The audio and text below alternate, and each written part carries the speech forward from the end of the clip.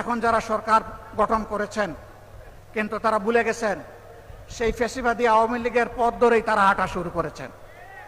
সমাজের সব ক্ষেত্রে তারা বেপরোয়া নির্লজ্জ দলীয়করণ করে দুর্নীতিকে তারা জাতীয়করণ করতে যাচ্ছেন।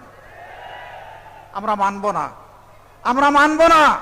হাসিনা তাড়িয়েছে, যদি ফ্যাসিবাদ আপনারা কায়েম করেন আপনাদেরকেও জনগণ তাড়াবে, আপনাদেরকেও ছেড়ে জনগণ কথা বলবে না।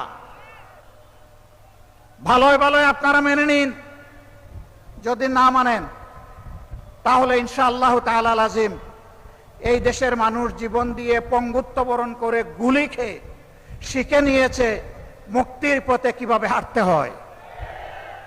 আমরা আমাদের শহীদদের সাথে বেঈমানি করব না, জুলাই যোদ্ধাদের সাথে বেঈমানি করব না, 18 কোটি মানুষের সাথে বেঈমানি করব না। আমরা কথা রাখবো ইনশাআল্লাহ, জীবন দিয়ে হলেও লড়াই করে কথা রাখবো ইনশাআল্লাহ। সেই লড়াই সিলেটবাসী আপনারা সাথে থাকবেন, থাকবেন সত্যি? আলহামদুলিল্লাহ, সেই লড়াইয়ের জন্য প্রস্তুত হন। ঢাকার জন্য ডাক আসবে, গড়ে গড়ে সেই লড়াইয়ের দুর্গ গড়ে তুলতে হবে। দেশ থেকে ফ্যাসিবাদ, দেশ থেকে চাঁদাবাজ, দেশ থেকে দুর্নীতিবাজ, দেশ থেকে দুঃশাসন দূর না হওয়া পর্যন্ত আমাদের লড়াই তীব্র থেকে তীব্রতর হবে ইনশাআল্লাহ।